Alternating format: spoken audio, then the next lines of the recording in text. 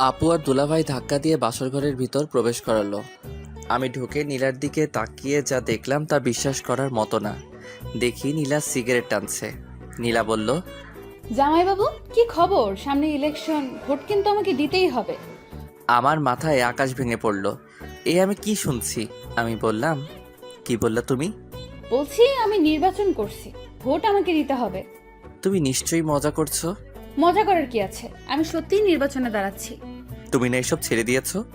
এসব তো করেছি তোকে বিয়ে করার জন্য। তোকে বিয়ে করে ফেলেছি, এখন আমাকে আর দেখে কে? আমি এখনও নীলার কথা বিশ্বাস করতে পারছি না। কিন্তু সিগারেট টানছে এটা সত্যি। লাস্ট কয়েকদিনের আচরণ সন্দেহজনক মনে হয়েছিল। তাহলে কি সত্যি নীলা আগের মতোই রয়ে গেছে? এখন রাস্তায় রাস্তায় ঘুরে বেড়াবে? নীলা বলল, কিরে, কি ভাবছিস? সিগারেট খাবি? নে ধর। আমি সিগারেটটা হাত থেকে নিয়ে ফেলে দিলাম। এই কাজ করার পর নীলার মুখ রাগে লাল হয়ে যায়। বসা থেকে উঠে এসে আমাকে চড় মারল আর বলল, তোর কত বড় সাহস! তুই আমার হাত থেকে সিগারেট ফালায় দিয়েছিস। জানিস আমি কে? আমি এই এলাকার বড় আপু। তাড়াতাড়ি সিগারেট ধরিয়ে আমার মুখে দে। আমি তাড়াতাড়ি সিগারেট ধরিয়ে নীলার মুখে দিলাম। নীলা বলল, শোন, তুই তো বলেছিলি বিয়ে করতে, বিয়ে না করলে ভবিষ্যৎ অন্ধকার, তাই আমি সেটাই করলাম। বিয়ে করলে তো স্বামীর কথা মানতে হবে। তাই এখন আমি তোমার স্বামী, তোমার আমার কথা মানতে হবে। মানবো না, কি করবি? অনেক কিছু। আমাকে কিছু করলে তোর হাত পা ভেঙে সারা জীবনের জন্য লুলা বানিয়ে দিব। আমি ভাবলাম নীলা এখন তার পাওয়ার দেখাচ্ছে। অহংকারে তার মাথা ঠিক নাই। আমি বললাম, শোনো, আমার বোধহয় তোমার মাথা ঠিক নাই। তোমার লম্বা একটা ঘুম দরকার। আমি সম্পূর্ণ ঠিক আছি। আমি যদি চেয়ারম্যান হই, তাহলে কত মানুষ আমাদের সম্মান করবে, তাই না? আমার এত সম্মান দরকার নাই। তোমাদের প্রকৃত সম্মান কোথায় জানো? ওকে ওকে, আমি আর শুনতে চাই না। নীলা, তোমার কি হয়েছে? কি সুন্দর কথাবার্তা ছিল তোমার। কথার মধ্যে আলাদা একটা জাদু ছিল। হঠাৎ করে সব পাল্টে গেল। আমার বোধহয় তোমার মাথা ঠিক নাই। এখন তোমার ঘুম দরকার। কি? আমার মাথা ঠিক নাই? এই বলে ঠাস করে আমাকে চড় মেরে দিল। ব্যথার কারণে কাঁদি নাই, কষ্টের কারণে চোখ দিয়ে পানি চলে আসলো। আমি নীলার পায়ে ধরে বললাম, নীলাপু, তুমি আমাকে মেরে ফেলো, কিন্তু আমার মা বাবার সাথে কটু কথা আর খারাপ ব্যবহার করো না। ওকে, পা ছাড়। না, তুমি ওয়াদা করো আমার কথার বিরুদ্ধে গেলে তাদের সাথে নরম ভাষায় কথা বলবা। ওকে, বলবো। আমি খেয়াল করলাম নীলার পায়ে ধরাতে নীলা কেমন যেন মোচড় দিয়ে উঠল। যতক্ষণ পায়ে ধরে রাখছিলাম ততক্ষণ বড় বড় শ্বাস নেয়। আমি পা ছেড়ে এক কোণায় গিয়ে বসলাম। কিছুক্ষণ কোনো কথা বললাম না। আমি বললাম, আমার ঘুমে ধরেছে, আমি ঘুমিয়ে চাই। এই সময় গয়না কে খুলবে? কেন, তোমার হাত আছে না? আমি একটা বালিশ আর খেতা নিয়ে নিচে শুয়ে পড়লাম। নীলা বলল, ওপরে শো। না, তোমার সাথে শুব না। কেন? চিন্তা ভাবনা করে দেখো। আমি এই বলে নিচে বিছানা করে শুয়ে পড়লাম। নিচে কার্পেট আছে, বালিশ আর খেতা দিয়ে শুয়ে পড়লাম। আপু দুলাভাই কম্বল দেয় নাই। ভাবছে আজ রাতে এমনিতেই গরম থাকবো, কম্বল লাগবে না। আমি নিয়ত করলাম যতদিন পর্যন্ত নীলা আমার কথা মতো না চলবে ততদিন আমি নীলার শরীর টাচ করব না। আর যদি বেশি বাড়াবাড়ি করে তাহলে অন্য ব্যবস্থা করব। ভাবছিলাম আজ নীলার ২৭ বছরের জীবনের একটা কষ্টের ইতি ঘটতে যাচ্ছে। কিন্তু না, সেই কষ্টটা আরও দীর্ঘমেয়াদী হলো। নীলার মুখটা আমার চোখে ভাসছে। মন চাচ্ছে এখন গিয়ে মনের ইচ্ছা মতো কিস করার জন্য, কিন্তু সেটা সম্ভব না। যেদিন পর্যন্ত আমার পায়ে ধরে মাপ না চাইবে ততদিন পর্যন্ত কোনো স্পর্শ নাই। যদি পরকীয়া করে করুক, পরদিন অন্য মেয়ে নিয়ে আসবো। যেহেতু ২৭ বছর কোনো পরকীয়া করে নাই, মনে হয় না সামনে করবে। এইসব কথা ভাবতে ভাবতে কখন যে ঘুমিয়ে পড়লাম। সকালবেলা ঘুম থেকে উঠে দেখি নীলা পাশে আমাকে জড়িয়ে ধরে ঘুমিয়ে আছে বিছানার উপর। আমি সাথে সাথে উঠে পড়লাম। নীলাও উঠে পড়ল আর বলল, কি হলো, উঠে পড়লি কেন? তোমাকে কে বলেছে আমার সাথে শুতে? আমার মন চাইছে তাই। থাকো তুমি তোমার মন নিয়ে। আমি চলে গেলাম ওয়াশরুমে। ওয়াশরুম থেকে বের হয়ে টেবিলে পড়তে বসলাম। কিছুক্ষণ পড়লে মা ডাক দিল খেয়ে যেতে। খাইতে গেলাম। মা জিজ্ঞেস করলো, নীলা কই? আসে নাই? না। আসবো নে। মা আবার রুমে গেল, গিয়ে নীলাকে নিয়ে আসলো। আমি খাওয়া দাওয়া করে চলে গেলাম রুমে। একটা কথাও বললাম না, খেয়ে চলে আসলাম। বিছানায় শুয়ে মোবাইল টিপছি। নীলা চা আনলো, বলল, এই নে চা। টেবিলে রাখো। নীলা টেবিলে রাখলো। নীলা বলল, আমি বাইরে যাব। যেখানে মনে চায় যাও, আমাকে জিজ্ঞেস করার কি আছে। দেখলাম নীলা রেডি হয়ে বাইরে চলে গেল। আমিও পিছে পিছে বের হলাম, কারণ সে আমার বউ। সবচেয়ে বড় কথা হলো আমি তাকে ভালোবাসি। নীলা এলাকার কয়েকজন ছেলের সাথে দেখা করলো, তাদের সাথে অনেকক্ষণ কথা বলল। আবার নীলা বাড়ির দিকে হাঁটা ধরলো। আমি দোকানে গিয়ে সিগারেট ধরাইলাম, খেয়ে বাসায় আসলাম। দেখি নীলা ঘর ঝাড়ু দিচ্ছে। আমি বিছানায় শুয়ে পড়লাম। নীলা আমার দিকে আর চোখে তাকাচ্ছে। দেখে আমি কিছু বলি কিনা, কিন্তু না, আমি একটা কথা বলবো না। যতদিন পর্যন্ত এসব না ছাড়বে, এভাবে মানসিক কষ্ট পেয়ে যাবে। ঝাড়ু দিয়ে আমার পাশে শুইল। আস্তে আস্তে নীলা একটা হাত আমার শরীরে রাখলো। আমি যত বিরক্ত আছে সব বিরক্ত নিয়ে নীলার দিকে তাকালাম। নীলা হাত সরিয়ে নিল। আমি উঠে কাপড় নিয়ে ওয়াশরুমে চলে আসলাম। ভাবলাম আমার কথা মানবে না, আবার আমার কাছ থেকে সুখের আশা করে। এত সোজা না দুনিয়াটা। আমি দেখলাম নীলার কয়েকটি কাপড় ভিজানো আছে, সেগুলো ধুয়ে দিলাম। আমি গোসল করে কাপড়গুলো নিয়ে ছাদে চলে গেলাম। ছাদে গিয়ে কাপড় নেড়ে আসলাম। এসে দেখি নীলা ওয়াশরুমে মনে হয় গোসল করছে। আমি টেবিলে বসে বই ঘাঁটছি। ভাবছি এক রুমে দুই মানুষ, একজনের সাথে আরেকজন কথা বলে না। নীলা ওয়াশরুম থেকে গোসল করে বের হলো, নতুন এক শাড়ি পরে, যেটা দেখে আমার মাথা পুরো গরম হয়ে গেল। নীলা কাপড় নেড়ে বিছানায় বসে চুল আঁচড়াইতেছে, আর আমি লোভাতুর দৃষ্টিতে নীলার দিকে তাকিয়ে রইলাম। তার কোমরের একাংশ দেখা যাচ্ছে।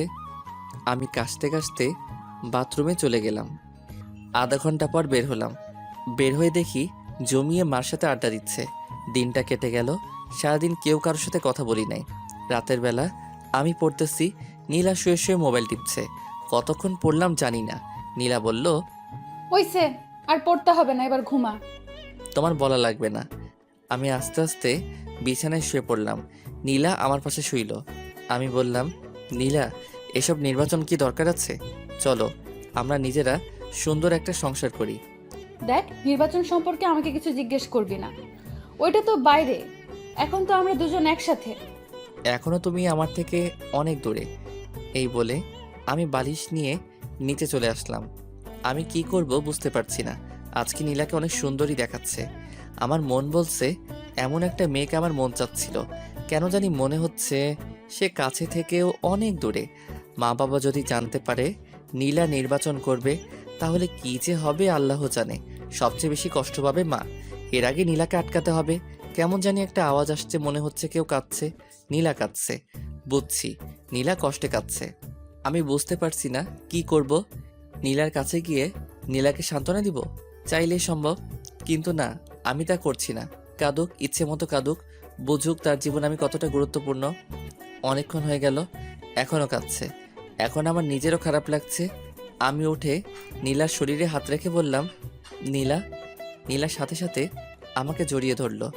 আমিও জড়িয়ে ধরলাম নীলাকে। দেখি নীলার চোখে পানি আমি মুছে দিলাম। নীলার শ্বাস আমার মুখে আসছে, তার শরীর থেকে মিষ্টি একটা গন্ধ আসছে। আমি ভাবলাম আর আগানো যাবে না। আমি ঘুমের ভান করে সারা শরীর ভার ছেড়ে দিলাম বিছানায়। নীলা আমাকে জড়িয়ে ধরে ঘুমিয়ে পড়ল। তারপর আমিও ঘুমিয়ে পড়লাম। সকালবেলা উঠে দেখি নীলা আমাকে জড়িয়ে ধরে শুয়ে আছে। আমি উঠে আস্তে আস্তে ওয়াশরুমে চলে গেলাম। বের হয়ে দেখি নীলা উঠে গেছে। আমি পড়তে বসলাম। পড়ে খাওয়া দাওয়া করে ভার্সিটি চলে আসলাম। ভার্সিটি অনেকেই জানে না আমি যে বিয়ে করেছি, আর আমি কারোর সাথে এতটা ক্লোজ না। আমার ফ্রেন্ড বলতে সবাই, আবার কেউ না। যে সময় যার কাজ লাগে। ভার্সিটি শেষ করে বাসায় আসলাম। এসে দেখি বাবা চলে এসেছে। আমি আমার রুমে গেলাম, দেখি নীলা বাসায় নেই। আমি মাকে জিজ্ঞেস করলাম, নীলা কোথায়? মা বলল আমি যাওয়ার সাথে সাথে বের হয়েছে, যে আর আসে নাই। বাবা আমাকে ডাকছে। আমি বাবার কাছে গেলাম। আব্বা বলল, মুরাদ, আমার চাকরির মেয়াদ শেষ হয়ে যাবে আগামী মাসে। ভালো হয়েছে। এখন কতদিন বিশ্রাম নেন? বিশ্রাম নিলে তোরা খাবি কি? তোরও তো কোনো চাকরির ব্যবস্থা নাই। হুম। শুন, আমার মাথায় একটা বুদ্ধি এসেছে। তোর মার সাথে এ বিষয়ে কথা বলেছি, তোর মা হ্যাঁ বলেছে। কি? আমার চাকরির মেয়াদ শেষ হলে পেনশনের যে টাকা পাবো সেটা দিয়ে আমি দেশের বাড়িতে একটা বাড়ি করি আর বাজারে একটা দোকান নিয়ে বসি। আমরা তো সারা জীবন ভাড়াটিয়ায় থেকে গেছি। আমি ভাবলাম কথাটা খারাপ না। এদিকে আগামী মাস আসতে আর 6 দিন বাকি, আর নির্বাচন আসতে আরও 2 মাস বাকি। নীলার বাবা আমাকে অনেক টাকা ক্যাশ দিয়েছে, আমি একটা টাকাও নিতে চাই নাই। খুশিতে আমাকে দিয়েছে নীলাকে বিয়ে করার জন্য। সেখান থেকে টাকা দিলে বাড়িতে একটা বাড়ি আর একটা ব্যবসা সুন্দর করে আসবে। আর এদিকে বাবা মাও জানবে না নীলা যে নির্বাচন করছে, আমিও লেগে যাব চাকরির খোঁজে। এসব কিছু চিন্তা করে বললাম, আপনার বুদ্ধিটা ভালো, আপনার পেনশনের টাকা দিয়ে হবে সব কিছু। দেখি হয় কিনা, না হলে ধার করতে হবে। ধার করা লাগবে না, শ্বশুরবাড়ি থেকে যে টাকা পেয়েছি সেটা দিয়েই হবে। ওকে। তোমার অফিসে চাকরির কোনো পোস্ট খালি আছে? না। তাহলে আমি আগামীকাল থেকে লেগে পড়ি চাকরির খোঁজে। তাই কর। আমি রুমে এসে ভাবতে লাগলাম নীলা কোথায় গেল। নীলার মার কাছে ফোন দিলাম। হ্যালো আম্মা, কেমন আছেন? ভালো। বাবা তুমি কেমন আছো? ভালো। আম্মা, নীলা বলছিল বাড়ির কাছে এক বান্ধবীর বাসায় যাবে, সে কি আপনার এখানে এসেছে? না তো। ওকে, তাহলে বোধহয় এসে পড়বে। আমি ফোন কেটে দিলাম। নীলাকে ফোন দিলাম, ধরছে না, কেটে দিচ্ছে। আমি কি করব কিছু বুঝে পাচ্ছি না। ঘর থেকে বের হব তাকে খোঁজার জন্য, অমনি নীলা ঘরে ঢুকলো। আমি কিছু বললাম না, আর বললে কি হবে, সে তো আমার কথা শুনবেই না। এরপরেও আমি জিজ্ঞেস করলাম, কোথায় গিয়েছিলে? বাড়িতে গিয়েছিলাম। ও, মিথ্যা কথা ভালোই বলতে পারো। যেখানে মনে চায় সেখানে যাব, তোকে বলতে হবে? এমন কথা শুনে আমার মেজাজ গরম হয়ে যায়। আমি কানে কানে গিয়ে বললাম, রাতে তাহলে কাঁদিস, তোর খবর আছে। দেখবো না তুই কি করস। ওকে। মা নীলাকে ডাক দিল। নীলা চলে গেল। আমি একটু বাইরে বের হলাম। একটা চায়ের দোকানে গিয়ে সিগারেট নিলাম। কোথা থেকে জানি এক ছেলে এসে জিজ্ঞেস করলো, কি ভাই, কি খবর? আমি চিনতে পারলাম সাজিদ। এই তো আছি। তোমার আর বড় আপুর বলে বিয়ে হয়েছে? হুম। তুমি কি করে বড় আপুকে পটিয়ে বিয়ে করে ফেললে?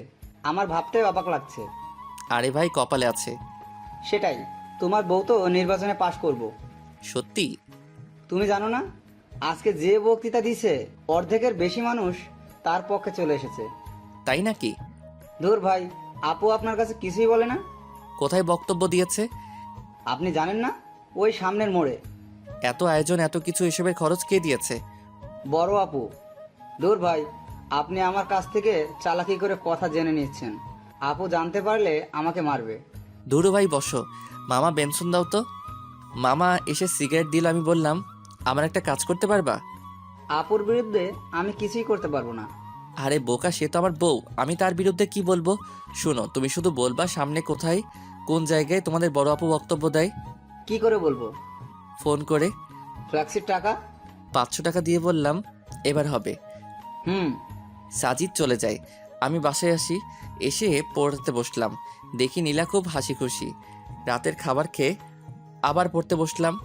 আমি আর নীলা একটা কথাও বলি না, কারণ এখনও নীলা আমার কথা শুনছে না। আজকে কত মানুষের সামনে বেপর্দা হয়ে কথা বলল। আমার শরীরটা শুধু জ্বলছে। সবাই তো নীলার দিকে লোভাতুর দৃষ্টিতে তাকিয়ে রয়েছে। এটা তো আমি বুঝি। ভাগ্যে নির্মম পরিহাস, নীলা যদি আমার কথা শুনতো।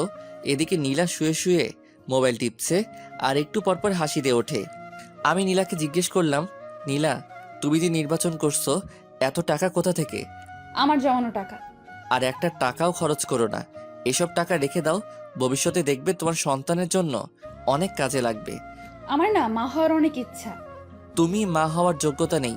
তুমি যদি মা হওয়ার, বেচারা ছোট বাচ্চাটা শুধু কষ্ট পাবে। আমি মা হলে বাচ্চাটাকে সারা দিন বুকের কাছে আগলে রাখতাম।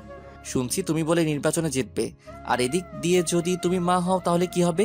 তুমি সারাদিন কাজে এখানে সেখানে ঘুরে বেড়াবে, আর এদিকে বাচ্চাটা তোমার বুকের এক ফোঁটা দুধের জন্য কান্না করবে। আমি এসব দেখতে পারবো না। আমি মা হলে সারা দিন তাকে বুকে আগলে রাখবো। নীলা আজকে একটা সাদা ড্রেস পরেছে, বাংলায় যাকে বলে প্লাজো।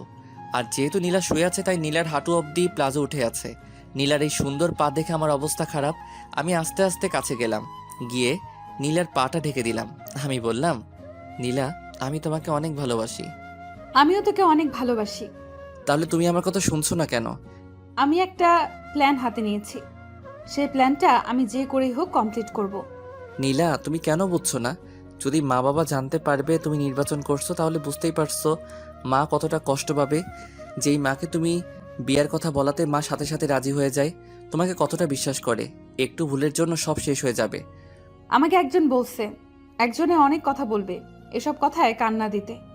সকল স্বামী তার স্ত্রীর ভালো চায়, আমি কখনো তোমার খারাপ চাই না। নীলা, এসব হলো ছেলে মানুষের কাজ। তোমার উচিত আমাদের সংসার কিভাবে সুন্দর করা যায় সেটা চিন্তা ভাবনা করা। যা তো এখান থেকে তুই, আমার ভালো লাগছে না। আমি জানি নীলা, আজকে তুমি কোথায় গিয়েছো। জানলে ভালো। কেন নীলা, তোমার কি একটু জানের ভয় নেই? আছে। তাহলে এত মানুষের সামনে বেপর্দা হয়ে কিভাবে কথা বললে? থুর, আমি অনেকক্ষণ প্র্যাকটিস করেছি। আর আমাকে কি কেউ মেরে ফেলবে নাকি? তুমি একা একা চলো, আমার ভয় করে। তাহলে তুই আমার সাথে চল। নীলা, তুমি আমাকে ভালোবাসো? হুম। যদি আমি তোমাকে ছেড়ে চলে যাই তাহলে তুমি কষ্ট পাবে না? ছেড়ে চলে যাবে মানে? যেখানে যাস সেখান থেকে তোকে বের করে আনবো। নীলার এমন কথা শুনে আমার চোখ দিয়ে পানি পড়ছে। এ কি, তুই কাঁদতেছিস কেন? তোমার কথা শুনে কাঁদছি। তোর কষ্টটা বল। হয়তো তোমার সুখের দিনে আমি থাকবো না, আর আমার সুখের দিনে তুমি থাকবে না। কেন? ইস নীলা, তুমি যদি আমার কথা বুঝতে, আমি তোমার সাথে না থাকতে পারলেও তোমার ছায়া হয়ে থাকবো। মানে বুঝতে হবে না, এখন ঘুমাও, আমি বালিশ নিয়ে নিচে আসবো। নীলা বলল, ওপরে শো, নিচে অনেক ঠান্ডা। ওকে।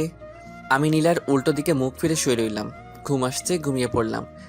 নীলার যে করেই হোক নির্বাচনে দাঁড়াবে এবং পাশ করেও নিজের নাম সারা দেশে ছড়িয়ে দিবে। এখন যদি যে কোনো বাতাসে উপেক্ষা করবে, রাস্তাঘাটে হাঁটলে কত সম্মান করবে মানুষ। মুরাদের আবদার নীলা বুঝতে পারে, কিন্তু নীলাকে নির্বাচনে দাঁড়াতেই হবে। নীলা ভাবছে, নীলা নির্বাচনে পাশ করলে মুরাদ দেখবে তার কত সম্মান। তার আগে যেভাবেই হোক তাকে টিকে থাকতে হবে। নীলা আবার ভাবে সে কোনো ভুল করছে না তো, কিন্তু লোকের সমর্থনে সব ভুলে যায় নীলা। নীলা বুঝতে পারছে মুরাদ খুব কষ্ট পেয়েছে। মনে মনে নীলা ভাবে আর মাত্র 2টা মাস, তারপর দেখতে পাবে তোমার আর কোনো কষ্ট থাকবে না। নীলারও ঘুম পাচ্ছে। নীলা জানে এখন মুরাদের শরীরে হাত দিলে মুরাদ রাগ করবে, তাই নীলা মুরাদের শরীর ঘেঁষে ঘুমানোর চেষ্টা করলো। আস্তে আস্তে নীলা মুরাদের শরীরটা জড়িয়ে ধরলো। শেষমেশ মুরাদকে জড়িয়ে ধরে ঘুমিয়ে পড়ল। সকালবেলা ঘুম থেকে উঠে দেখে মুরাদ পড়ছে। নীলা অনিচ্ছা সত্ত্বেও কেন জানি পিছন থেকে জড়িয়ে ধরল। মুরাদও নীলার হাতটা নিয়ে নীলার হাতে চুমু খেলো। আর কিছুক্ষণ পর নীলা ওয়াশরুমে চলে আসলো। একেবারে গোসল করে বের হলো। ছাদে কাপড় নাড়তে যাবে। 3 তলা থেকে 4 তলায় উঠল। 4 তলায় এক মহিলার কাণ্ড দেখে নীলা থমকে যায়। দেখলো একটা বাচ্চা ছেলেকে চোখে চোখে মুখে চুমু দিয়ে বলল, যাও বাবা, বাবার সাথে স্কুলে যাও। আর বাচ্চাটা বলল, বাই মা। যাওয়ার সময় বাচ্চাটা মার গালে চুমু খেলো। শেষমেশ টাটা দিতে দিতে বাচ্চাটা চলে গেল। নীলা পুরো কাজটা দেখলো। দীর্ঘ একটা শ্বাস ফেলে মনে মনে বলল, ইস, আমার যদি এরকম একটা বাচ্চা থাকতো। পেটের দিকে হাত দিয়ে পেটের মধ্যে হাত বুলিয়ে দেয় নীলা। মুরাদ, তুই কেন বুঝতে পারস না আমার মনের কথা? আমাকে একটা বাচ্চা দে, কসম করে বলছি, তার কোনো কষ্ট আমি হতে দিব না। নীলা আবার ভাবে, মুরাদ হয়তো ঠিকই বলেছে, এসব তো ছেলে মানুষের কাজ। আমার কাছে তো ঘরের ভেতর, আমি 2-3টা বাচ্চা নিয়ে সুখের ঘর করব। নীলা নিচে এসে দেখলো মুরাদ কলেজে চলে গেল। নীলা নিয়ত করে ফেলেছে এসব বাদ দিয়ে মুরাদের কথা মতো চলবে। নীলা ঘর থেকে বের হলো অফিসে গিয়ে নিজের পথ বাতিল করতে। বাসা থেকে বের হয়ে হাঁটা ধরলো। কিছুক্ষণ যাওয়ার পর কোথা থেকে জানি এক মেয়ে এসে বলল, আপু আমার বাড়ির সামনে, প্লিজ আপু আমার সাথে একটা ছবি তুলেন। বলতে পারবো আমি চেয়ারম্যান আপুর সাথে ছবি তুলেছি, সবাই আমাকে বস মানবে। প্লিজ আপু। ওকে ওকে, তুলো। মেয়েটা ছবি তুলে বলল, আমার আপনাকে খুব ভালো লাগে, আমার ফ্যামিলির সবাই আপনাকে ভোট দেবে। Thank you. হেঁটে কেন, রিক্সা দিয়ে যান। আসলে শরীরটা বেড়ে যাচ্ছে তো তাই। ওকে আপু চলেন আপনাকে এগিয়ে দেই। চলো। মেয়েটা আর নীলা হাঁটছে। সামনে দিয়ে যে যায় সেই লম্বা করে একটা সালাম দেয়। নীলা হাসি মুখে তাদের বিদায় দেয়। আরও কিছুক্ষণ হাঁটার পর 6-7টা মেয়ে নীলাকে ঘিরে ধরল। আরও 10-12 জন ছেলে এসে হাজির হলো। পুরো একটা দল হয়ে গেল। এক সময় মিছিল শুরু হয়ে গেল। মিছিলের মধ্যে আরও মানুষ যোগ দিতে থাকে। পরে মোটামুটি বড় একটা মিছিল হয়ে যায়। অনেকক্ষণ সবাই বড় আপুর পক্ষে মিছিল করে। এক জায়গায় এসে এক রেস্টুরেন্টে নিয়ে সবাইকে কিছু খাওয়াইয়া তাদের বিদায় দিল। নীলা বাড়িতে চলে আসে। এসে ফ্রেশ হয়ে শুয়ে ভাবতে লাগলো কোথা থেকে কি হয়ে গেল। যে জায়গায় গিয়ে না করে আসবে এসবের মধ্যে আমি আর নাই, সেখানে গিয়ে বড় এক মিছিল করে আসলো। এত মানুষের সারা কিভাবে নীলা ফেলে দিবে? এখন কত সম্মান, পরে না জানি কত সম্মান হবে। বের হলেই মানুষ ঘিরে ধরবে, তখন মুরাদ বুঝতে পারবে আমি কেন এত কষ্ট করেছি। তখন হয়তো মুরাদ আমাকে একটা বাচ্চা নেওয়ার সুযোগ দিবে। আমি নীলার মনের ভিতর ঢুকে যাওয়ার চিন্তা ভাবনা করছি। নীলার সব কাজে রেসপন্স করব, কিন্তু আসল কাজটা করব না।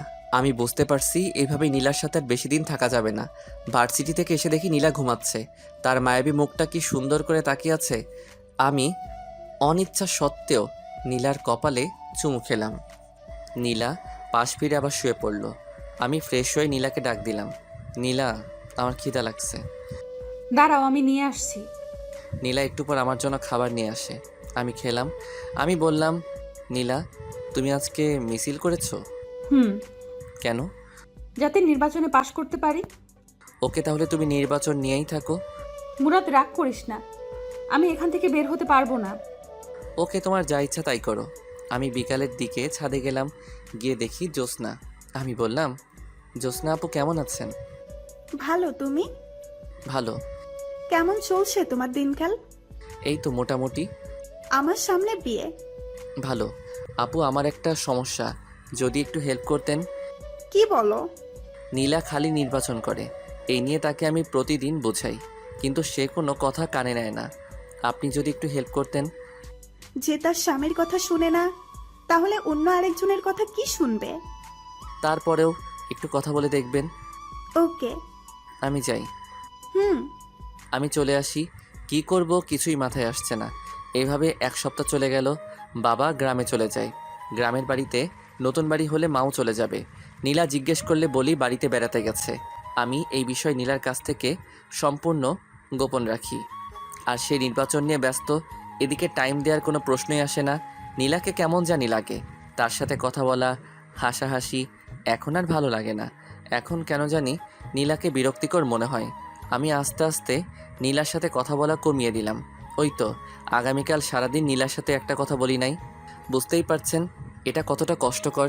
নীলাকে অনেক বোঝালাম, শেষমেশ যেই কদু সেই লাউ। আমি ভাবলাম নীলার মা বাবার সাথে এই বিষয়ে কথা বলতে হবে। আমি সময় করে চলে আসি নীলার বাড়িতে। দেখি তার মা বাবা দুজনেই বাড়িতে। হঠাৎ নীলাকে ছাড়া আমাকে দেখে তারা অবাক হয়ে যায়। নীলার মা বলল, বাবা, তুমি এমন সময় একা? নীলা কোথায়? নীলা বাড়িতে। আম্মা আব্বা কিছু কথা আসছিল, নীলারে নিয়ে একটা সমস্যা হচ্ছে। কি সমস্যা? আসলে নীলা খালি নির্বাচন করে। এই সারাদিন নির্বাচন নিয়ে বাড়ির বাইরে ব্যস্ত থাকে। কত যে বললাম এসব ছেড়ে দিতে, আমরা সুন্দর করে সংসার সাজাই, কিন্তু কে শুনে কার কথা। আপনারা দুজন যদি একটু বলতেন এসব ছেড়ে দিতে, তাহলে খুশি হতাম। আসলে বাবা কি বলবো, সে ছোটবেলা থেকেই স্বপ্ন দেখে আসছে এই এলাকায় নির্বাচন করবে, তাই সে ছোটবেলা থেকে টাকা জমাইছে। তোমার অসুবিধা হলে আমরা অবশ্যই নীলাকে বুঝাবো। ধন্যবাদ। আমি নীলার বাড়ি থেকে খাওয়া দাওয়া করে বাসায় আসলাম। এসে দেখি নীলা ঘরের ভিতর নাচতেছে। আমি মুচকি হাসি দিলাম। আমি বললাম, এত খুশি কেন? সবাই বলছে আমি পাশ করব। ঘরের বাইরে বের হলে কত মানুষ আমাকে ঘিরে ধরে। সেটা তো ধরবেই, কারণ তুমি অনেক সুন্দরী, আর সুন্দরের পূজা করে সবাই। সুন্দরী বলে না, আমি চেয়ারম্যান হব বলে। এখনো কোনো নেতা তোমাকে আহ্বান করে নাই রাতে তার সাথে থাকার জন্য? এটা কি বললি তুই? আবার বল। মুহূর্তের মধ্যে নীলা চোখ মুখের রং পাল্টে গেল। যদি এরকম অফার পাও তাহলে ফোন করে বলে দিও আজ রাতে আমি বাইরে থাকবো। ঠাস ঠাস করে দুটো চর বসিয়ে দিল গালে। আমি বললাম, সত্যি কথা বললে কারো সহ্য হয় না। নীলা কেঁদে দেয়। কেঁদে কেঁদে আমাকে জড়িয়ে ধরে বলে, তুই এমন কথা বলিস না। এই নীলা শুধু তোর, নীলার সব তোর, নীলার যৌবন রূপ সব তোর, এসব কিছু তোর জন্য। নীলা আমার একটা হাত নিয়ে তার গালে দিল। খুব কষ্ট হচ্ছে নীলা, এর একটা কিছুই আমি পাবো না। এসব কিছু কয়েকদিন পর পথের মানুষের কাছে চলে যাবে। এমন কথা মুখে আনিস না মুরাদ, আমি তোরে ভালোবাসি, তোকে ছাড়া আমি বাঁচবো না। তুই এমন কথা আর বলিস না। প্লিজ নীলা, তুমি এসব ছেড়ে চলে আসো, প্লিজ প্লিজ। তোমার আর আমার জন্য সুন্দর একটা জীবন অপেক্ষা করছে, এসব ছেড়ে দাও। নীলা কিছু বলছে না। আমি আস্তে আস্তে নীলার গালে ধরে নীলার ঠোঁটের কাছে আমার ঠোঁট নিয়ে আস্তে আস্তে লাগিয়ে দিলাম। নীলা চোখ বন্ধ করেছে। নীলা আমার মাথাটা চেপে ধরলো তার ঠোঁটে। আমি পাগলের মতো কিস করছি নীলাও। নীলার শ্বাস ভারী হচ্ছে। আমি ভাবলাম এখনই বাদ দিতে হবে, না হলে নীলাকে আটকানো কঠিন হবে। আমি আস্তে আস্তে নীলাকে ছেড়ে দিলাম। নীলা বলল, কি হলো? ভালোই তো লাগছিল, আবার ধর। মনে হয় মা ডাকছে। এই বলে আমি সোজা ঘর থেকে বেরিয়ে আসলাম। নীলা বুঝতে পারছে না কি বলবে, শুধু তাকিয়ে রইল। আমি ভাবলাম লাভ নাই, যতদিন না পর্যন্ত ওইসব ছাড়বে না ততদিন পর্যন্ত আমাকে পাবে না। আমি 2-3 জায়গায় চাকরির জন্য নিবন্ধন করলাম। এসব বিষয় নীলার কাছে গোপন রাখলাম। তাকে বলে কি করব? আমি বাইরে যাওয়ার সাথে সাথে নীলা ঘর থেকে বের হয়ে পড়ে। আর কি বলবো, এসব কিছু নীলার কাছে গোপন রাখলাম। আমি সোজা বাইরে আসলাম, এসে সিগারেট খেলাম, খেয়ে রুমে ঢুকলাম। রুমে ঢুকলে নীলা বলল, তুই আমার বাবা মার কাছে বিচার দিয়েছিস কেন? মনে চেয়েছে। দেখ, আমাকে নিয়ে প্রতি দোকানে এখানে সেখানে সব জায়গায় কথা হয়। তারা বলে আমি জিতলে এলাকার উন্নতি হবে, এলাকায় শান্তি থাকবে। এসব মানুষের কথা আমি কি করে ফেলে দিতে পারি? আমি ছাড়তে পারবো না। ভালো, তোমার যদি মনে চাই করো, মনে থাকে যেন। পরে যখন কেঁদে কেঁদে আমাকে জোরে চিল্লাই চিল্লাই ডাকবে তখন আমাকে পাশে পাবে না। নীলা, তুমি এখন বাচ্চা মেয়ে না, ভালো মন্দ বিচার করার বিবেক তোমার মাথায় আছে। হায় রে কপাল আমার, আমারই দোষ কেন যে সুন্দরীর পাগল হলাম। যদি জ্যোৎস্নাকে অথবা তানহাকে বিয়ে করতাম তাহলে কতই না সুখী হতাম। এই বলে রুম থেকে বের হয়ে আসলাম। সোফায় এসে টিভি দেখতে লাগলাম। কিছুক্ষণ পর মা এসে বলল, আগামীকাল বাবা আসবে। দিনটা কেটে গেল নীলার সাথে, আর কথা বলি নাই। পরদিন বাবা এসে আমাকে ডাকা শুরু করলো। আমি গেলাম বাবার কাছে। একটা কাগজ ঢিল দিয়ে বলল, এসব কি মুরাদ? আমি কাগজ ধরে দেখি নীলার নির্বাচনের পোস্টার। তার মানে বাবা জেনে গিয়েছে নীলা নির্বাচন করছে। বাবা আবার বলল, কোথায়? তোর বউ কোথায়? আস্তে বাবা, আমার কথা শোনো। কি শুনবো? আমি জানি নীলা নির্বাচনে দাঁড়াচ্ছে। কি বললি তুই? নীলা নির্বাচনে দাঁড়াচ্ছে? তার কত সাহস! তাড়াতাড়ি তার মাকে ফোন দে।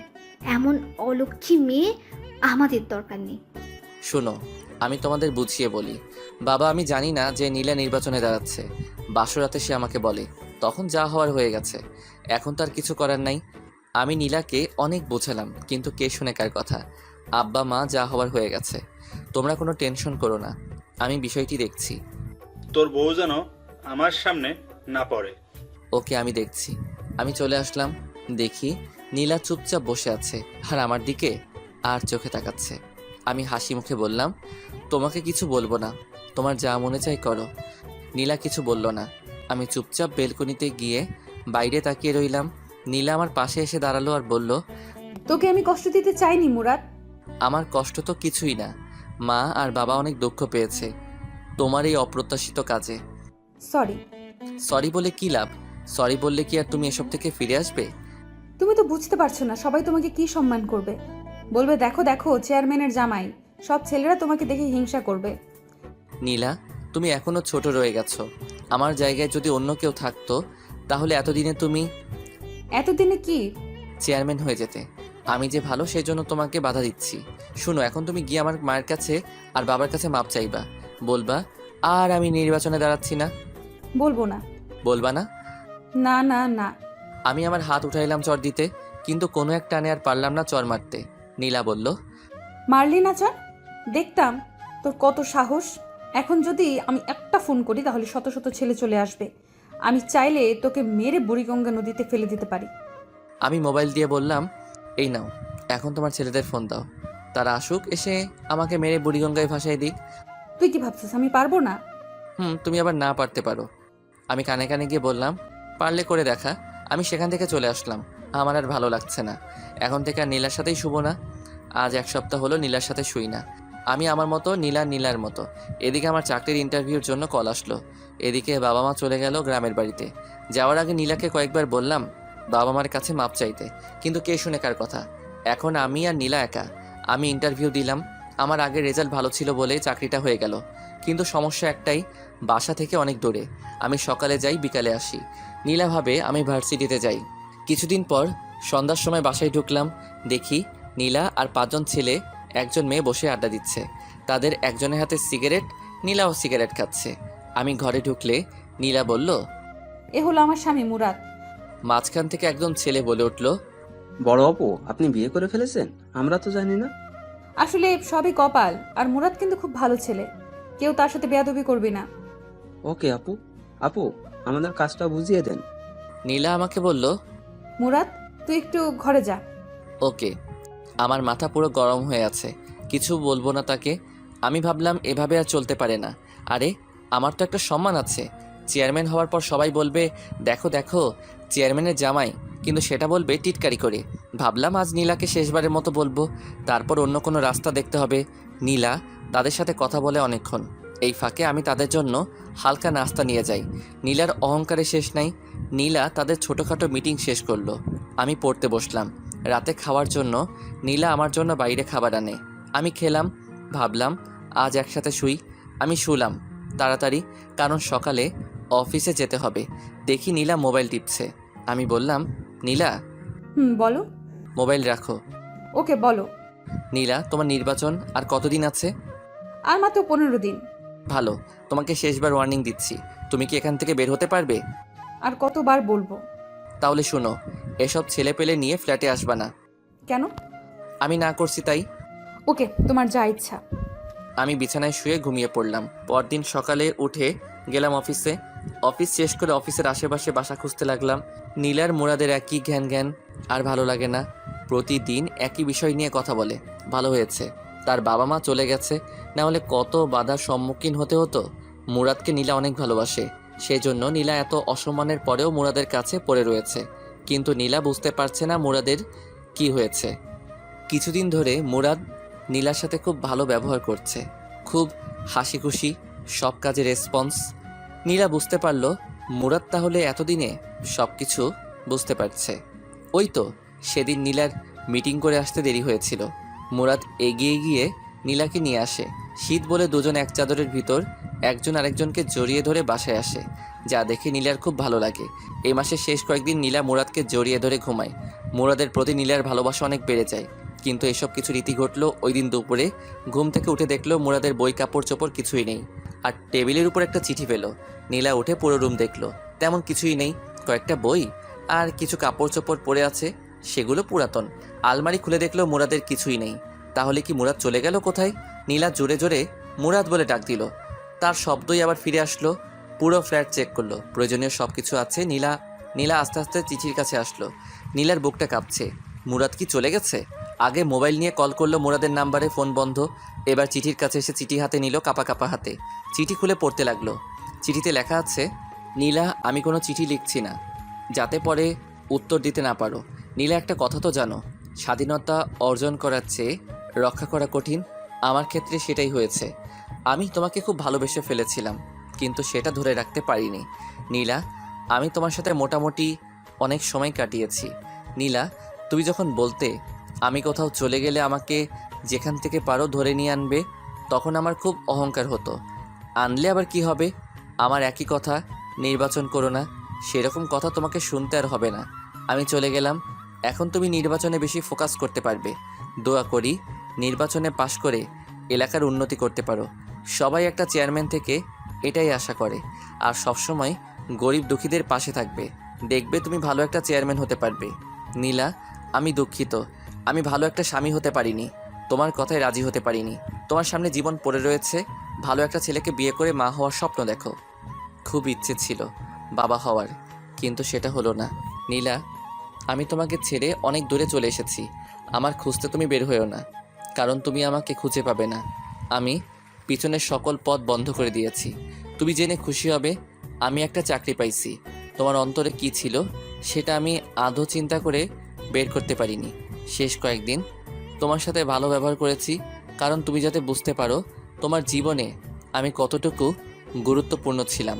কিন্তু তুমি সময় থাকতে গুরুত্ব দাওনি। নীলা, তুমি যদি আমার কথা শুনতে, তাহলে হয়তো পৃথিবীর একমাত্র সুখী সংসার আমরা হতাম। নীলা, তুমি চেয়ারম্যান হতে চাও, সেটা বিয়ের আগে বলতে, তাহলে আমি তোমাকে বিয়ে করতাম না, কারণ আমি সিম্পল একটা সুখের সংসার দেখতাম। এখন বুঝতে পারছি, বড় লোকেরা বড় লোকের ঘরে মানায়, গরিব গরিবের ঘরে মানায়। বড় লোক যখন গরিবের ঘরে যায়, তখন শুরু হয় সমস্যা। সেটা হয়েছে তোমার আর আমার মাঝে। তুমি দেখতে বড় হওয়ার স্বপ্ন, আর আমি দেখতাম সিম্পল জীবনযাপন। তোমার স্মৃতি হিসেবে তোমার দেয়া চরগুলো থাকবে আমার সাথে। আর হ্যাঁ, অবশ্যই নামাজ পড়বে, নির্বাচনে পাশ করতে পারো সেজন্য দোয়া করবে। আমিও দোয়া করি তুমি ভালো একটা চেয়ারম্যান হও। আমাকে পাওয়ার জন্য কখনো দোয়া করবে না, কারণ আল্লাহ কারো দোয়া ফেলায় না। সবশেষে বলবো, তুমি ভালো একটা স্বামী নাও, মা হওয়ার স্বপ্ন দেখো, আর ভালো একটা চেয়ারম্যান হওয়ার চেষ্টা করো। আর তোমার বাবার দেওয়া টাকাগুলো আমার বালিশের নিচে আছে। নীলা, আমার বউ, আমার ভালোবাসা, সারা জীবন সুখে থেকো। নীলার চোখের পানি চিঠির অনেকখানি ভিজে গেছে। নীলা কি করবে বুঝতে পারছে না। এখন কেমন যেন একা একা লাগছে। আরেকবার নীলার মনে হচ্ছে ভালোই হয়েছে, খালি খালি সারাক্ষণ ঘ্যাং ঘ্যাং করতো। নীলা আস্তে আস্তে চোখের পানি মুছলো, বিছানায় এলিয়ে চিন্তা করতে লাগলো। বালিশের নিচে হাত দিয়ে দেখে টাকা, অনেক টাকা। নীলার কেমন যেন ভয় ভয় করছে। নীলা একা এই বাসায় থাকতে পারবে না। মুরাদ বলছে চাকরি পেয়েছে, কোথায় পেয়েছে সেটা জানতে হবে। সেটা জানতে পারলে তার ঠিকানা বের করা যাবে। নীলা পুরো ফ্ল্যাট খুঁজলো, এরকম কিছুই পেল না। নীলার মনে হলো কে জানি দরজায় টোকা দিচ্ছে। খুলে দেখে জ্যোৎস্না। জ্যোৎস্নাকে দেখে নীলা হাউ মাউ করে কেঁদে উঠলো আর জ্যোৎস্নাকে জড়িয়ে ধরলো। জ্যোৎস্না বলল, নীলা কাঁদছস কেন? আর মুরাদ কোথায়? চলে গেছে আমাকে ছেড়ে। সেটা তোর জন্য আরো ভালো হয়েছে। এখন শান্তি মতো তুই নির্বাচন করতে পারবি, আর তোকে কেউ বাধা দিবে না। না না, এ হতে পারে না। সেজন্য মুরাদ আমাকে ছেড়ে চলে যাবে? আমি তোকে আগেই বলেছি মুরাদের কথা মতো চল। কিন্তু সে চলে যাবে কেন?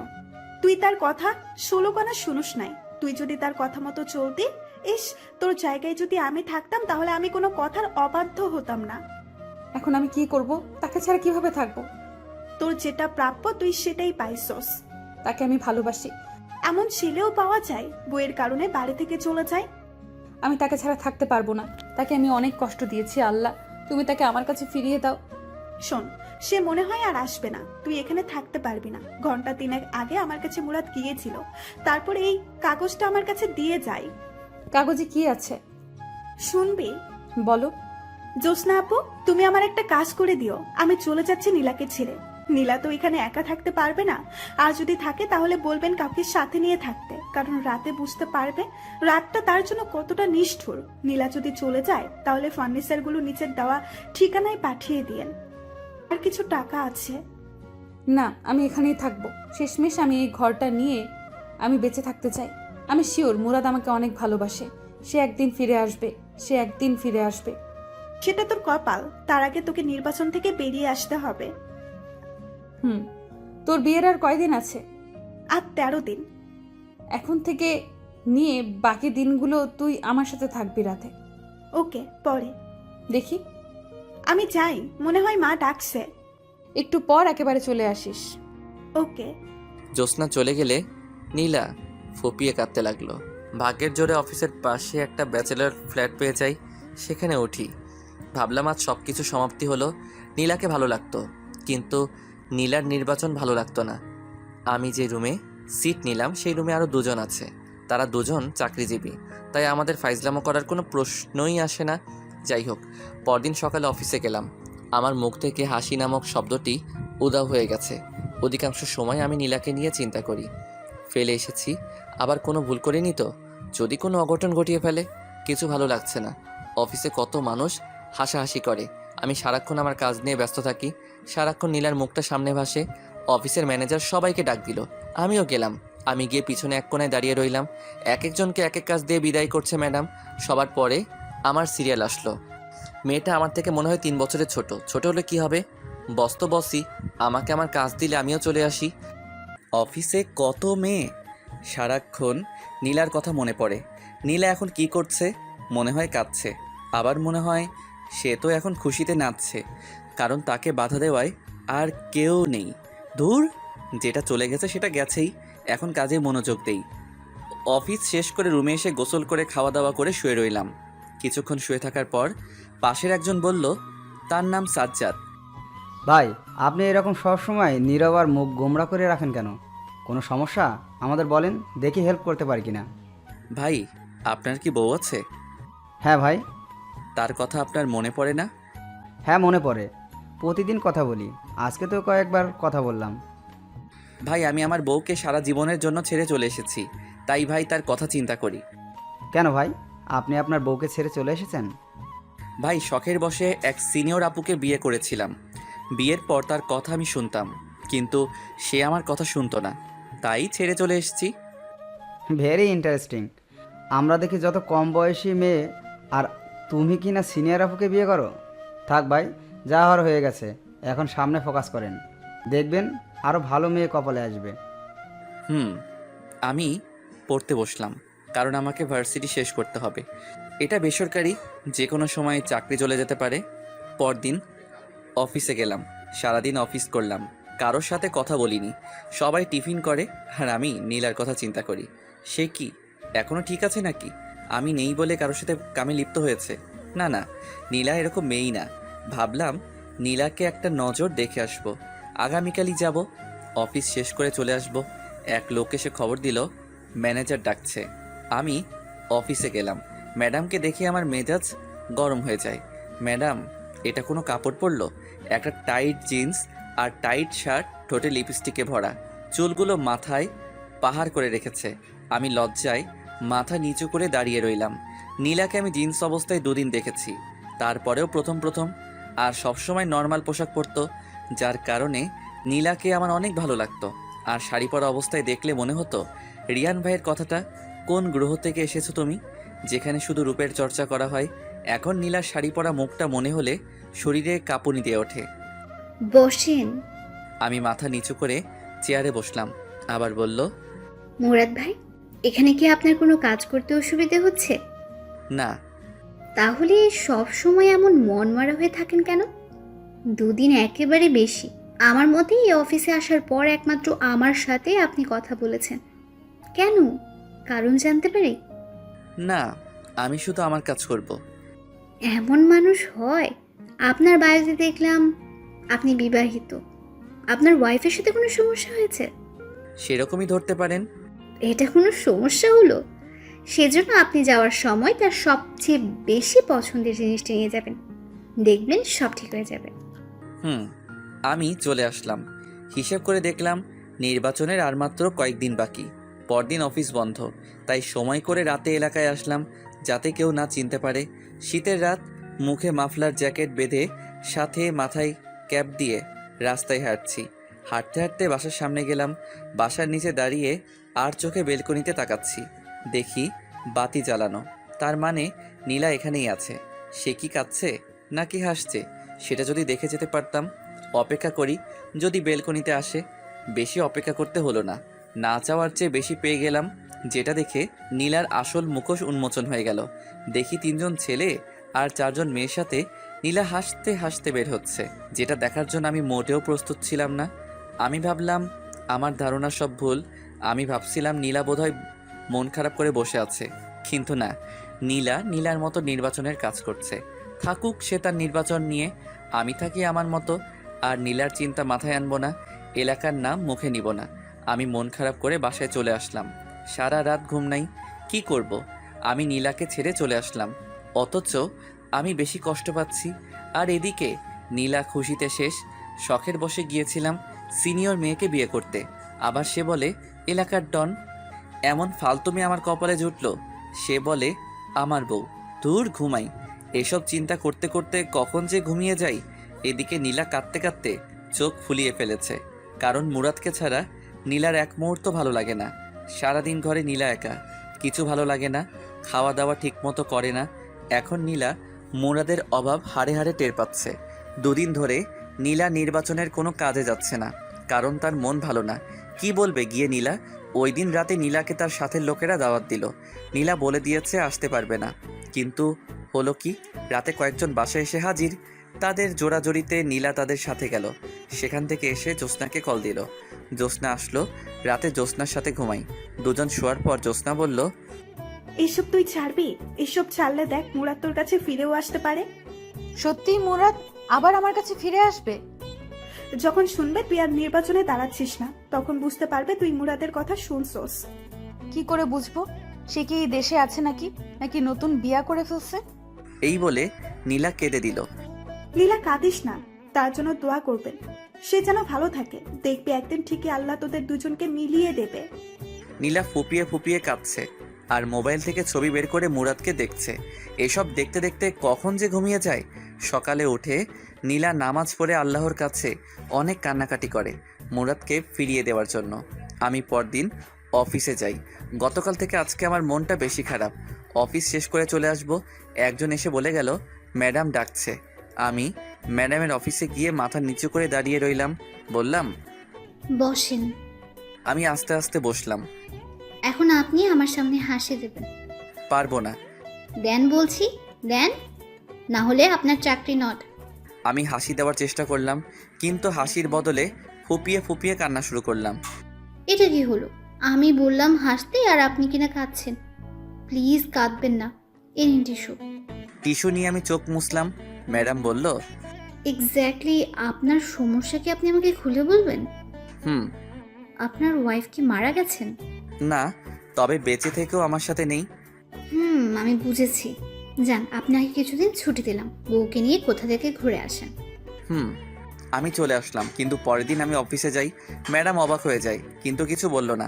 আমি হিসেব করলাম নীলার নির্বাচন হতে আর সপ্তাহ 7 দিন আছে। কিছু ভালো লাগছে না, কেন জানি মন চাচ্ছে নীলাকে আরেকটা নজর দেখতে। দূর আমার বেহায়া মনে, আমি আর নীলার কথা মনে আনবো না। ভাবলাম আরেকটা বার দেখেই আসি, এটাই শেষ। পরদিন রেডি হয়ে রাতে বের হলাম। কিছুক্ষণ জার্নি করার পর এলাকায় পা রাখলাম। আমার উদ্দেশ্য বাসায় নিচে দাঁড়িয়ে তার হাসি মুখটা দেখে চলে আসবো। বাসার কাছে চলে আসলাম, এমন সময় একটা নারী চিৎকার আসছে। আমি আস্তে আস্তে হেঁটে আরও কাছে গেলাম। চিৎকার চেনা চেনা লাগছে। কাছে গিয়ে দেখি নীলা। আমার সারা শরীরে একটা হিমশীতল স্রোত বয়ে গেল। দেখি 4 জন ছেলে নীলাকে ঘিরে ধরেছে। একজন বলছে, তুই নির্বাচন করবি? শালিকে ধর, তার নির্বাচনের স্বাদ মিটিয়ে দেই। ভাবলাম তারা বিপক্ষ দলের কেউ। একজন ছেলে নীলার দিকে আগাচ্ছে। আমি বুঝতে পারছি না নীলাকে তারা কি করবে। দেখি ওনা টান দিয়ে সরিয়ে দিতে চাইলো। আমার মাথায় রক্ত উঠে গেল। ভাগ্যবশত আমার পাশে একটা বেলচা ছিল। আমি মুখটা ভালো করে ঢেকে নিলাম যাতে নীল না বুঝতে পারে। বেলচা নিয়ে আগালাম। যেহেতু চারদিকে অন্ধকার, তাই একদিক থেকে উদয় হয়ে যে নীলার ওড়না দিয়ে টান দিল, তার পিঠে গিয়ে আঘাত করলাম। শালা জোরে এক চিৎকার দিয়ে নিচে শুয়ে পড়ল। আমি আবার অন্ধকারে চলে গেলাম।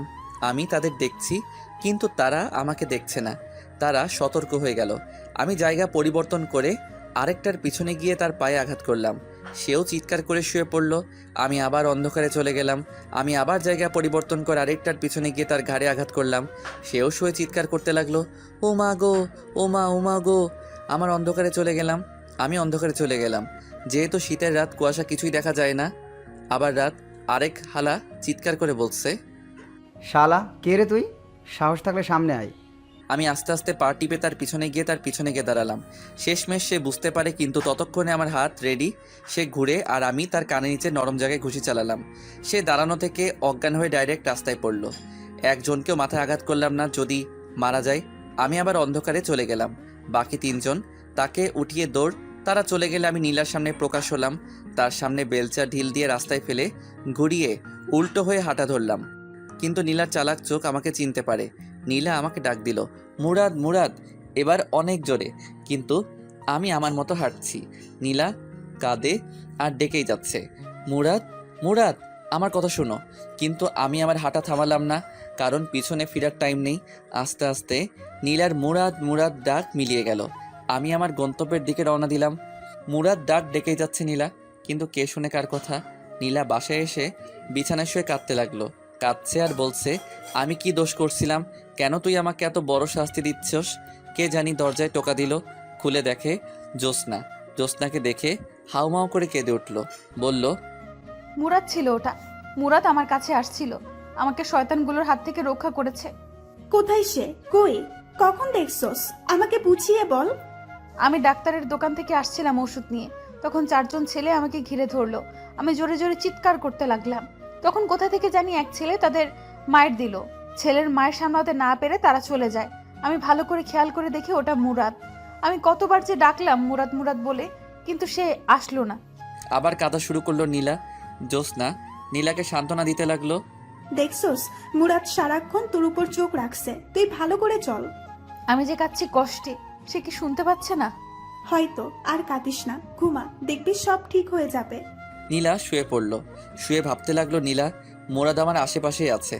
আমি যদি মুরাদের কথা মতো চলি, হয়তো মুরাদ আবার আমার কাছে ফিরে আসবে। আমি সেটাই করব।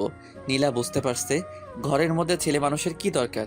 এখন নীলা বুঝতে পারে এসব নির্বাচন হলো ছেলে মানুষের জন্য। মেয়েদের জন্য হলো ঘর। যখন মেয়ে ছেলের জায়গায় যায় তখনই শুরু হয় ঝামেলা। আর আমি মুরাদকে ছাড়া কিছু কল্পনা করতে পারি না। মুরাদ আমার সব। এসব চিন্তা করতে করতে নীলা ঘুমিয়ে যায়। পরদিন ওঠে। এভাবে 5 দিন চলে যায়। নির্বাচনের আর 2 দিন আছে, কিন্তু মুরাদ আর আসে না। শেষমেশ নীলা নির্বাচন থেকে অব্যাহতি নেয়, কারণ তার দরকার মুরাদকে। আর নির্বাচন না করলে মুরাদ আসবে। মুরাদকে নিয়ে নীলা বাকিটা জীবন পার করে দিতে চায়। আজ 5 দিন হয়ে গেল, আমি ওই দিনের ঘটনা ভুলতে পারছি না। নীলার মুরাদ মুরাদ ডাকটা কেন জানি এখনো আমার কানে বাজছে। আমার মন বলছিল, যা গিয়ে তোর ভালোবাসাকে জড়িয়ে ধর, কিন্তু আমার পা সামনে হেঁটে চলে এসেছে। নীলাকে আমার অনেক মায়া লেগেছে, কারণ নীলা আগের থেকে অনেক শুকিয়ে গেছে। কেমন যেন নীলার মুখে সেই লাবণ্যতা নেই। আমি বুঝতে পারছি নীলা অনেক কষ্টে আছে, কিন্তু এত কষ্টের পরেও কি নীলা নির্বাচন ছেড়ে আমার কাছে মাপ চাইবে? আমার মা বাবার কাছে মাপ চাইবে? কে জানি। 6 দিনের মাথায় আমি অফিস শেষ করে চলে আসছি। এক লোক এসে বলল, ম্যাডাম ডাকছে। ম্যাডামের নাম তানিয়া। আমি অফিসে গেলে ম্যাডাম বলল, আপনার নাম কি? মুরাদ। আপনার ওয়াইফের নাম কি? সেটা না বললে হয় না? বাড়ি কোথায়? নরসিংদী। ওকে যান। আমি ম্যাডামের কাজ করবার কিছুই বুঝলাম না। নির্বাচনের 2 দিন পর গেলাম এলাকায় শিওর হতে নীলা নির্বাচনে পাশ করেছে কিনা। আমি এলাকায় ঢুকে এক লোককে জিজ্ঞেস করলাম, ভাই এই এলাকার চেয়ারম্যান কে? আগে যে ছিল সে। মানে তাহলে আপনাদের বড় আপু নির্বাচনে পাশ করে নাই? আরে ভাই, আর বললেন না, কত আশায় ছিলাম বড় আপু পাশ করলে এলাকার অনেক উন্নতি হবে, কিন্তু হলো কি, নির্বাচনের 2 দিন আগে বড় আপু নির্বাচন থেকে অব্যাহতি নেয়। পরে আর কি হবে, আগে যে আছে সেই পাশ করে। আমি লোকটাকে ধন্যবাদ বলে চলে আসলাম। ভাবলাম তাহলে নীলা এতদিনে আমার কথা শুনছে, কিন্তু সে সময় থাকতে শুনেনি। অতএব আমি আর নীলার কাছে যাচ্ছি না। এদিকে নীলা একা হয়ে গেল, কারণ জ্যোৎস্নার বিয়ে হয়ে গেছে। নীলা রাতে কিভাবে থাকবে? বাড়িতেও নীলা কিছু বলে নাই। নীলা ভাবলো সারা রাত মুরাদের কথা চিন্তা করে কাটিয়ে দিবে। নীলা রাতে অনেক ভয় পায়, বুঝতে পারছে মুরাদ তার কাছে এতদিন কি ছিল। রাতে নীলা ঘুমাতে পারে না ভয়ে, শেষ রাতে ঘুমিয়ে যায়। নীলা চিন্তা করছে আজকে রাতে কিভাবে থাকবে। নীলার এক ফুফাতো বোনের কথা মনে পড়লো, তার নাম তানিয়া, খুব হ্যান্ডসাম আর নীলাকে খুব সম্মান করে। নীলা ভাবলো তানিয়াকে ফোন করে দেখা যায় কয়েকদিন থেকে যায় কিনা। পরেরটা পরে দেখা যাবে। নীলা তানিয়াকে ভিডিও কল দেয়। তানিয়া ফোন ধরে। আসসালামু আলাইকুম তানিয়া, কেমন আছো? জি আপু, ভালো। তুমি কেমন আছো? এই তো ভালো। তোমার চেহারা তো তা বলছে না। আমার চেহারা কি বলছে? মনে হচ্ছে তুমি অনেক কষ্টে আছো, কেমন যেন আগে থেকে শুকিয়ে গেছো। শোনো, এখন থেকে তুমি আমার কাছে থাকবে। কেন, তুমি না বিয়ে করেছো? তোমার জামাইয়ের কি হয়েছে? ওর কথা আর বলিস না। এখন তুমি বলো কখন আসবা? অফিস শেষ করে চলে আসবো। কাপড় চোপড় নিয়ে আসবা, কিছুদিন থাকবা। ওকে? ওকে, চলে আসবো। নীলা ভাবলো যাক একটা ব্যবস্থা হলো। এখন কিছু রান্না করতে হবে তার জন্য। নীলা তার জন্য অনেক কিছুই রাত্রেবেলা তানিয়া আসলো, তানিয়াকে খাওয়ালো। তানিয়ার অনেক ক্লান্ত লাগছে, তাই তানিয়া ঘুমিয়ে যায়। সকালে উঠে আবার তানিয়া অফিসে চলে যায়। নীলা সারাদিন ঘরের ভিতর কাটিয়ে দেয়। বিকালের দিকে তানিয়া অফিস শেষ করে আসলে তারা একসাথে খেলো। খাওয়ার সময় তানিয়া জিজ্ঞেস করলো, আপু, তোমার হাজবেন্ড কোথায়? এই বিষয়ে জিজ্ঞেস না করলে হয় না? না, তোমাকে বলতেই হবে। তুমি আগে থেকে অনেক চেঞ্জ হয়ে গেছো। আগে সবসময় তোমার মুখে হাসি লেগে থাকতো, আর এখন তোমার কি অবস্থা হচ্ছে, দিন দিন শুকিয়ে কাঠ হচ্ছ। ঠিক মতো কি খাওয়া দাওয়া করো না? এটা নিশ্চয়ই তোমার পিছিয়ে হাজবেন্ডের কারণে। সে কোথায়? খাওয়ার পর তোমাকে বলি। ওকে। খাওয়া দাওয়া করে দুজনে বিছানায় বসলো। তানিয়া বলল, এবার বলো। সে আমাকে ছেড়ে চলে গেছে। কি? এটা কি করে সম্ভব? সারা জীবন শুনে এসেছি স্বামীর জ্বালায় মেয়েরা বাপের বাড়ি চলে যায়। এ তো দেখছি পুরো উল্টো। তুমি কি এমন করেছো যার কারণে তোমাকে ছেড়ে চলে যেতে হলো? তার কোনো দোষ নেই, সব দোষ আমার। আমি তার কথা শুনিনি। বুঝেছি। তুমি এখানে কেন পড়ে রয়েছো? সে যেহেতু তোমাকে ছেড়ে চলে গেছে, তাহলে তুমি বাড়ি চলে যাও। একা একা ভয় করে না? করে। যদি সে আবার ফিরে আসে সেই অপেক্ষায় বসে আছি। ও, আমার ঘুম ধরেছে। শুয়ে পড়ো। তানিয়া শুয়ে পড়ল। নীলাও শুয়ে পড়ল। তানিয়া জিজ্ঞেস করলো, আচ্ছা আপু, তোমার হাজবেন্ডের নাম কি? মুরাদ। তার বাড়ি জানি কোথায়? নরসিংদী। আপু, তার একটা ছবি দেখাও তো। নীলা মুরাদের একটা ছবি দেখায়। তানিয়া তাদের কাহিনী সব বুঝতে পারে। এদিকে নীলা আপু মুরাদের জন্য কেঁদে কেঁদে শেষ, আর ওদিকে মুরাদ নীলা আপুর জন্য কেঁদে কেঁদে শেষ। এখন দুজনকে মিলিয়ে দেওয়ার দায়িত্ব তানিয়ার। তানিয়া চিন্তা করলো নীলা আপুকে কিছু বুঝতে দিবে না, দুজনকে সারপ্রাইজ দিবে। তানিয়া বলল, আপু তুমি তো সারাদিন ঘরেই বসে থাকো, আগামীকাল চলো না আমার অফিসে। না রে, আমি যেতে পারবো না। চলো না প্লিজ, তোমার অনেক ভাল লাগবে। কখন আসবি? যাবো আর গিয়ে 1 ঘন্টা পর চলে আসবো। ওকে, সকালবেলা মন চাইলে। মন চাইলে না, তোমাকে যেতেই হবে। ওকে। নীলা ঘুমিয়ে যায়। সকালে উঠে নাস্তা করে তানিয়ার সাথে চলে আসে তানিয়ার অফিসে। গিয়ে তানিয়া যে অফিসে বসে কাজ করে সেখানে গিয়ে বসলো। তানিয়া বলল, আপু তুমি একটু বসো, আমি আসছি। ওকে, তাড়াতাড়ি চলে আসিস। ওকে। একটু বসলো নীলা। কে জানি অফিসে প্রবেশ করলো। নীলার পাশের চেয়ারে বসলো। নীলা মাথা নিচু করে বসে আছে, ভালো লাগছে না। একটু বসলো, ভাবলো উঠে বাইরে চলে যাবে, কিন্তু নীলার নাকে পরিচিত একজনের ঘ্রাণ আসছে। বুকের ভিতর কেমন যেন চিনচিন করে উঠল। মনে হচ্ছে পাশের লোকটার কাছ থেকে। নীলা আস্তে আস্তে মাথা উঁচু করে আর চোখে লোকটার দিকে তাকালো। তাকিয়েই অবাক হয়ে গেল, এ তো দেখি মুরাদ। নীলার চোখটা বিশ্বাসই করতে পারছে না। পাশে বসা ছেলেটা মুরাদ। নীলা কেন জানি বিশ্বাস করতে পারছে না পাশে বসা ছেলেটা মুরাদ। শিওর হতে ডাক দিল, মুরাদ, মুরাদ, মুরাদ। ডাকে আমার ঘুম ভেঙে যায়। স্বপ্নে দেখতেছিলাম নীলা আমাকে ডাকছে। চোখ খুলে দেখি সাজ্জাদ ভাই ডাকছে। বলল, ভাই কখন থেকে ডাকছি, উঠেন না। ভাই স্বপ্ন দেখছিলাম। আমি বুঝছি, স্বপ্নে দেখছিলা বউ তোমাকে ডাকছে, সেজন্য উঠতে মন চায় না। আপনি কি করে বুঝলেন?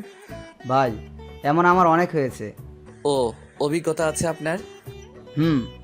আমি ফ্রেশ হয়ে খেয়ে অফিসে চলে আসলাম। একটু পর একজন এসে বলল, তানিয়া ম্যাডাম ডাকে। আমি অফিসের সামনে আসলে একজন বলল, ভিতরে গিয়ে বসতে, ম্যাডাম আসবে। আমি ভিতরে ঢুকে দেখি এক চেয়ারে একটা মেয়ে বসে আছে। আমি মেয়েটার দিকে না তাকিয়ে চুপচাপ বসে পড়লাম। অনেকক্ষণ হয়ে গেল, ম্যাডাম আসছে না, কিন্তু কেমন যেন একটা ঘ্রাণ আমার নাকে আসছে। কেন জানি মনে হচ্ছে এটা নীলার শরীরের ঘ্রাণ, তার মানে পাশের মেয়েটা নীলা। আমি তাকাতে যাব, কিন্তু ততক্ষণে মেয়েটা মুরাদ বলে ডাক দিল। আমি তাকিয়ে দেখি আসলেই নীলা। আমি যেন একটা শকড খেলাম। আমি কি বলবো কিছুই বুঝতে পারছি না, শুধু তাকিয়ে রইলাম। নীলাও আমার দিকে তাকিয়ে রয়েছে, কিছু বলছে না। অনেকক্ষণ পার হয়ে গেল। আমি খেয়াল করলাম নীলার মুখের রং পাল্টে যাচ্ছে। নীলা চেয়ার থেকে উঠে আমার শার্টের কলার ধরে কষিয়ে 2টা চড় দিল। আমি ফ্যাল ফ্যাল করে তাকিয়ে রইলাম, মুখে কথা বলার শক্তি হারিয়ে ফেললাম। নীলা অফিসের দরজা আটকে দেয়। বুঝতে পারছি আজকে আমার খবর আছে। দীর্ঘ 1 মাস পর আমাকে পেয়েছে, হাতে নাতে এত সহজে আমাকে ছাড়বে না। নীলা লাফ দিয়ে আমার মাথার চুল ধরে টেনে নিচে নামালো। আমাকে নুইয়ে আমার পিঠে মারতে থাকে আর বলতে থাকে, বল, বল কেন আমাকে ছেড়ে চলে আসলি? বল, বল কেন আমাকে ছেড়ে চলে আসলি? আমি কি দোষ করছিলাম? বলছি প্লিজ আর মেরো না। তুই না আমাকে ছেড়ে চলে আসছস, তাহলে বেঁচে আসছস কেন? তোমার কারণে। মিথ্যে কথা। তাহলে এত দিন আসিস নাই কেন? কারণ তুমি আমার কথা শুনো নাই। সেজন্য চলে আসবি তুই? পিঠে আরেকটি কিল দিয়ে আমাকে জড়িয়ে ধরলো আর কাঁদতে লাগলো। আমি বললাম, কাঁদছো কেন? এখন তো আমাকে পেয়ে গেছো। এটা তো সুখের কান্না। আমি ভাবতে পারি নাই আমি চলে যাওয়ার পর তুমি এতটা কষ্টে থাকবে। আমি ভাবছিলাম তুমি আরও হাসি খুশিভাবে নির্বাচন কমপ্লিট করবে আর আমাকে সারা জীবনের জন্য হারাবে। আসলে তুই চলে যাওয়ার পর তোর মর্যাদা বুঝতে পারি। মুরাদ, তুই আমাকে ক্ষমা করে দে। আমি তোকে অনেক কষ্ট দিয়েছি। তুমি যদি প্রথমে আমার কথা শুনতে তাহলে হয়তো এতটা কষ্ট করতে হতো না। তুই আমাকে আবার ছেড়ে চলে যাবি? যদি আমার কথা না শুনো। ওকে। এখন আর কেঁদো না। হুম। তোমার শরীরের কি অবস্থা? কি সুন্দর পরীর মতো ছিল আমার নীলা, এখন শুকিয়ে কি হয়েছো? তোর জন্য আমার এই অবস্থা হয়েছে। তোমার ফার্স্ট কাজ হলো আমার মা বাবার কাছে ক্ষমা চাওয়া। সরি মুরাদ, তোর মা বাবাকে আমি অনেক কষ্ট দিয়েছি। বল, কবে তোর গ্রামের বাড়িতে যাবি? সামনের সপ্তাহ। আমার গ্রাম অনেক ভালো লাগে। গিয়ে আমরা অনেক দিন থাকবো। হুম। আমি সরি, ওই দিন রাতে আমি তোমার ডাক শুনিনি। ওই দিন যদি তুই না থাকতি তাহলে হয়তো আর আমাকে পেতি না। এখন তোমাকেও আমি পেয়েছি, তুমিও আমাকে পেয়েছো, আর কোনো কষ্ট নেই। আমি আমার কপাল নীলার কপাল একসাথে করলাম। নীলার চোখে পানি, আমার চোখেও পানি। আমি নীলার মাথায় ধরে আবার আমার বুকে টেনে নিলাম।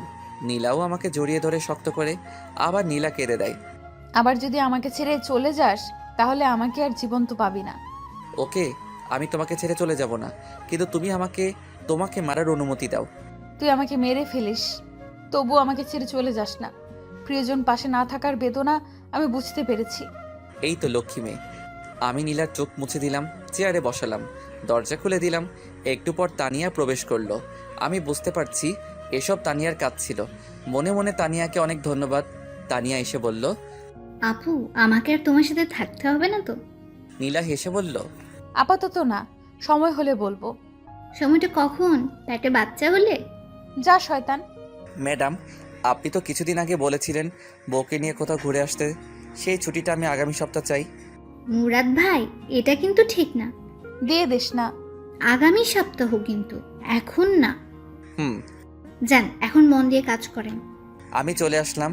আমি অফিস শেষ করে নীলাকে নিয়ে শপিং মলে গিয়ে তার জন্য বোরকা কিনলাম। সেখান থেকে বোরকা পরিয়ে আমার মেসে গেলাম। গিয়ে নীলাকে সাজ্জাদ ভাইয়ের সাথে পরিচয় করিয়ে দিলাম। সাজ্জাদ ভাই নীলাকে কতগুলো উপদেশ দিয়ে দেয়। আমি আমার জরুরি জিনিসপত্র নিয়ে বাসায় আসলাম। নীলাকে বোরকা অবস্থায় আরও বেশি সুন্দরী লাগে। নীলাকে বললাম বোরকা পরে ঘর থেকে বের হতে, আর আগের সব কিছু ভুলে যেতে, সামনে ফোকাস করতে। সে আমার কথায় সায় দেয়। বাসায় আসলে নীলা আমাকে রান্না করে খাবার দেয়। আমি খেয়ে দিয়ে আমি রুমটা গোছালাম, যেভাবে আগের মতো ছিল। আমি রাতে নীলা বিছানায় শুইলাম। যেহেতু অনেক দিন পর, তাই নীলাকে শরীরে ধরতে কেমন যেন লজ্জা লাগে। আমি ঘুমিয়ে গেলাম। সকালে সব লজ্জা চলে যায়। দেখি নীলা আমাকে জড়িয়ে ধরে ঘুমাচ্ছে। তার মিষ্টি মুখটা আমার দিকে তাকিয়ে আছে। আমি নীলাকে ডাক দিলে সে উঠে ফ্রেশ হয়ে রান্না করে। আমি খাওয়া দাওয়া করে অফিসে চলে গেলাম। অফিস থেকে এসে দেখি নীলা একটা গোলাপি কালার শাড়ি পরেছে, যেটা দেখে আমার মাথা এমনি ঠিক নেই, তাও আবার তার শরীর থেকে মিষ্টি একটা গন্ধ আসছে, আর তার একাংশ দেখা যাচ্ছে। আমি কোনো চিন্তা না করেই তার কোমরে ধরে তাকে টান দিয়ে বুকে আনলাম। তার মিষ্টি গোলাপি ঠোঁটে চুমুট প্রলেপ এঁকে দিলাম অনেকক্ষণ। নীলা আমাকে টেনে নিয়ে বিছানায় ধাক্কা দিয়ে ফেলে দেয় আর বলে, তুই না আমাকে অন্য একটা জগৎ থেকে ঘুরিয়ে নিয়ে আসবি? আমার শরীর আনচান সেখানে যাওয়ার জন্য। আমি বুঝতে পারছি নীলা কিসের কথা বলছে। আমি এতদিন সেটার জন্য অপেক্ষা করছি। আমি নিশার ঘাড়ে চুমু খেতে থাকি। আমি আস্তে আস্তে নিচে, বাকি কাজটুকু নীলা সেরে ফেলে। ভাবলাম এত ফেতনার ভিতরেও নীলা নিজেকে সম্পূর্ণ ঠিক রেখেছে।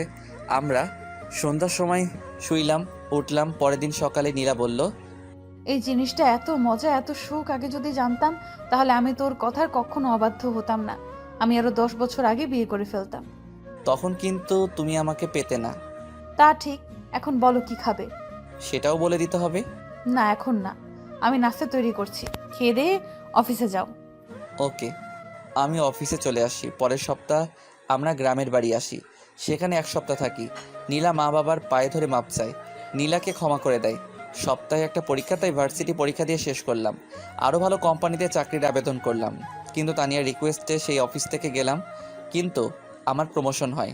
আসা যাওয়ার জন্য নীলার বাবার কাছ থেকে একটা গাড়ি নেয় আমার জন্য।